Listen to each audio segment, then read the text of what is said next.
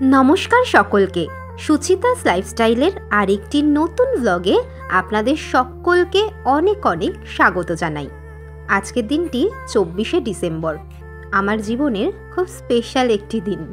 পরের দিনই হচ্ছে বড়দিন, আর আজকে আমি যাচ্ছি স্যান্টা দাদুর থেকে সব থেকে ভালো গিফটটা, জীবনের প্রথম গিফট আর ভালো গিফটটা আনতে। হ্যাঁ, আজকে আমি আমার কুটুকে আনতে যাচ্ছি। পুরো ভিডিওটা দেখতে থাকুন। 24 তারিখ বিকেলবেলায় ওই মোটামুটি 6:30 নাগাদ চলে এসেছি এখন হসপিটালে অ্যাডমিট হতে। আমি আরএসবিতে অ্যাডমিট হয়েছিলাম।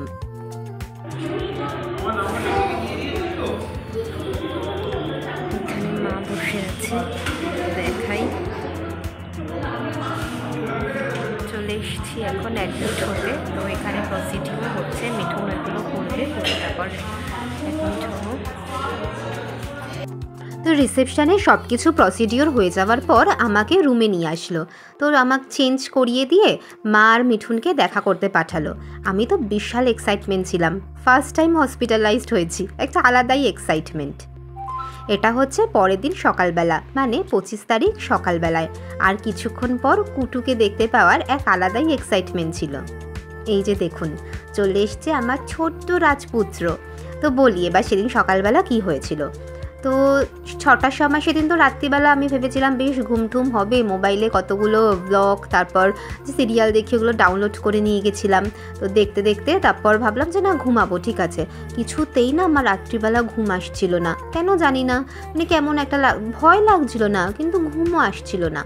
তো এরম করতে করতে 5টা-6টার মধ্যে আমার ঘুম ভেঙেও গেছিলো। তো দেখলাম 6টার সময় যে ওখানে দিদিরা আছে, এসে আমার ড্রেস চেঞ্জ করালো, ক্লিন করালো পুরো। তারপর বললো যে এবার রেডি করাই, কারণ এরপর ওটি হবে। আস্তে আস্তে স্যালাইনের যে চ্যানেল করা সেগুলোও হলো, স্ক্রিনিংয়ের জন্য একটা ইঞ্জেকশান দিল, আরও ইঞ্জেকশান অনেক কিছু এরকম চলছিল। তো হঠাৎ করে আমার বাড়িতে বলেছিল যে 9টার সময় ওটি হবে, তো 8:30টায় সবাইকে আসতে। এবার বলছে যে না, আমার নাকি 8টার সময় ওটি হবে। আমি তো বিশাল টেনশানে পড়ে গেছি। সাথে সাথে বাড়িতে ফোন করলাম যে তোমরা আসো, ম্যাম বলছে ম্যামের একটা ওটি হয়ে গেছে, ম্যামকে আরেকটা হসপিটালে যেতে হবে, তো ওনার ওটি সেখানে করতে হবে, তো আমাকে 8টার সময় নিয়ে যাবে।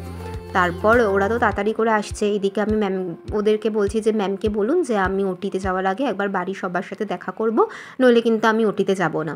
তারপর ম্যাম বললো যে না না, ঠিক আছে, চিন্তা করো না, আমার এখানে এখনও হয়নি, তো যেরকম টাইম ছিল সেই টাইমেই তোমার ওটি হবে। তারপর একটু শান্ত হলাম, শান্তি পেলাম আর কি। তারপর বাড়ির সবাই আসলো একে একে। তো ওটিতে জাস্ট নিয়ে যাওয়ার আগে সবার সাথে দেখা করালো, সবার সাথে দেখা করে ওটিতে গেলাম। সে একটা আলাদাই একটা অনুভূতি। তো ভয় লাগছিল, যখন অ্যানেস্থেশিয়া দিচ্ছিল তখন খুব ভয় লাগছিল, ভাবছিলাম ব্যথা লাগবে, অনেক ভিডিও দেখেছিলাম, কিন্তু না, একটু পিঠটা এরকম হালকা সরিয়ে নিচ্ছিলাম। তারপর ভাবলাম না, ভয় পেলে তো হবে না, কুটুকে তো দেখতেই হবে। তো ব্যাস ইঞ্জেকশান নিলাম, ওই 9:30 নাগাদ কুটু আমার কাছে চলে এসছে।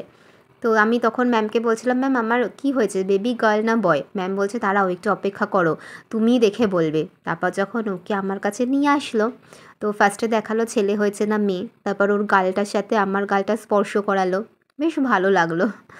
এরপর আসুন আমার কুটুর ওয়েলকাম ভিডিওটা দেখুন।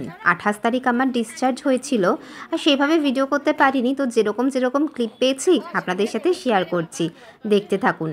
কুটুর বাবা, তারপর মাসিমণি, মা, সবাই মিলে কেমন কেমন, মা তো না দিদুন, সবাই কেমন সাজিয়েছে কুটুর ওয়েলকামের জন্য।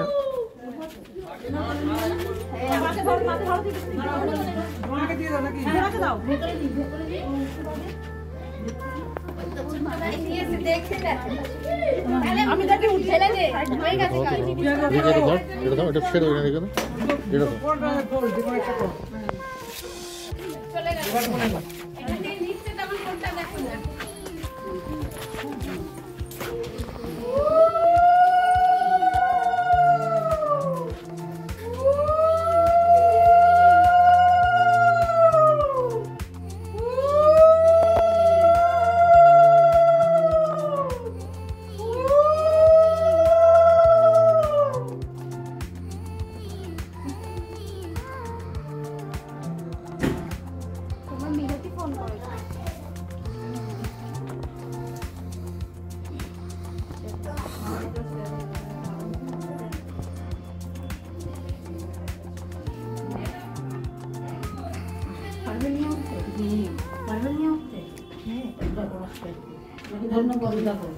এই গাড়ির পেছনে ব্যাগ আছে, এই ব্যাগগুলো কেউ আছে? গাড়ির পেছনে ব্যাগ আছে, নিয়ে আসো তো। গাড়ির পেছনে ব্যাগ নিয়ে আসো। গাড়িতে ব্যাগ আছে, নিয়ে আসো। না ওটা মোটে যাও। তুইও আগে জানালাটা সামনে থেকে কি রাস্তাটা এখানটা লাইট নেই নাকি? না।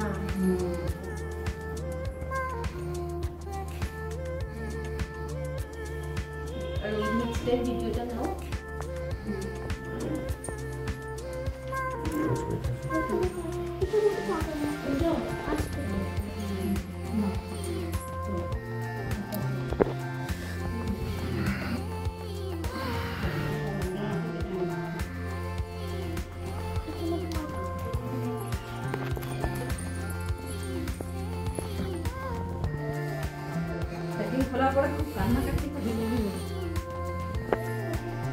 এটা পা দিয়ে যেতে হতো।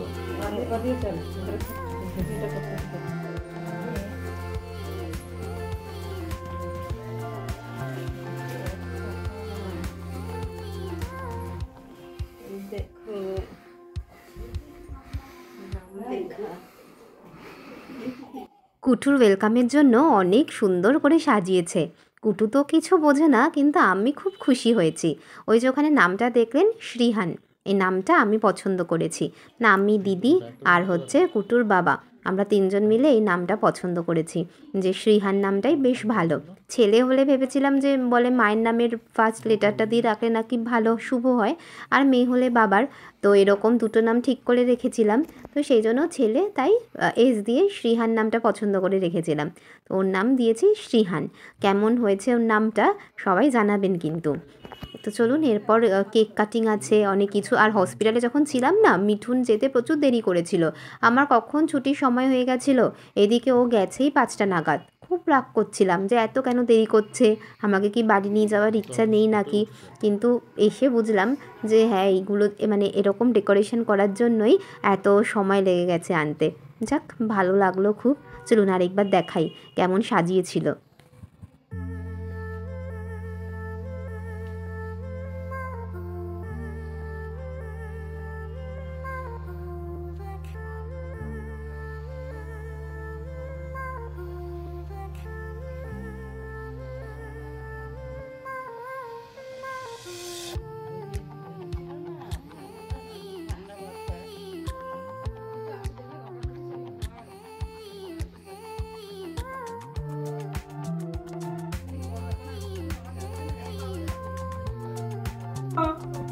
আর এখানে দিদি একটা কেক নিয়ে এসেছিল নতুন মা আর বাবার জন্য।